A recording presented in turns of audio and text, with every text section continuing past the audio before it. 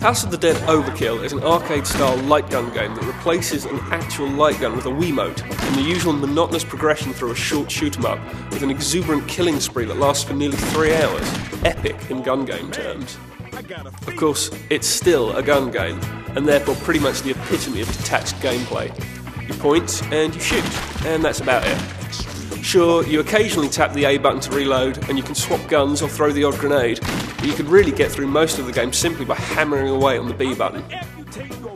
In an attempt to spice up a game that would otherwise swiftly succumb to monotony, developers Headstrong have taken the Overkill part of the name to heart, and crafted a gleefully overcooked broth of blood, guts, B-movies, blaxploitation and grindhouse influences, one that features everything from film grain and oversaturated colours through to strippers and murderous clowns. House of the Dead's debt to Quentin Tarantino and Robert Rodriguez's attempted revival of the grindhouse genre is obvious, and initially grating, as the stream of foul language and slow-motion slaughter seems juvenile, while an early boss fight with a psychic quadriplegic attempting to protect his Vice Girl sister seems so desperate to shock that it can't help but fail. But the thing is, slowly and surely, and despite your better judgment, House of the Dead wins you over. The gameplay neatly balances the need to string together combos of accurate shots to earn money for better weapons, with the unrelenting pace and the possibility of simply mowing everything down with rapid, if inaccurate, fire. Most rooms feature bonus targets that earn bonus points to unlock music and video extras, and there's a slow motion mechanic that allows for strings of thoroughly enjoyable headshots on the advancing zombie hordes.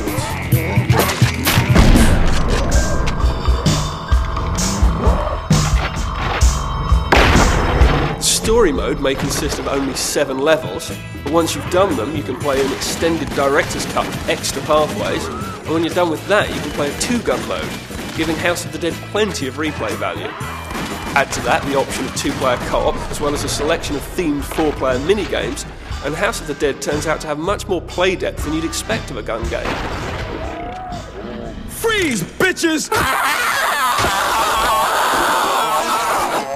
Because of the shocking nature of the following scenes, they are definitely not recommended for the squeamish or the easily offended. Okay, so the boss fights are repetitive, have wildly varying difficulty, and just aren't that interesting. And the attempt to get a cheap grindhouse feel by reusing extras, or character models, manages to reduce the opponents to nothing more than repetitive targets. But none of that really matters. Some games maybe are, but House of the Dead isn't. It's an all-action shooting gallery full of sideshow freaks. It revels in its tastelessness with such infectious enthusiasm that eventually, so will you. Happy now?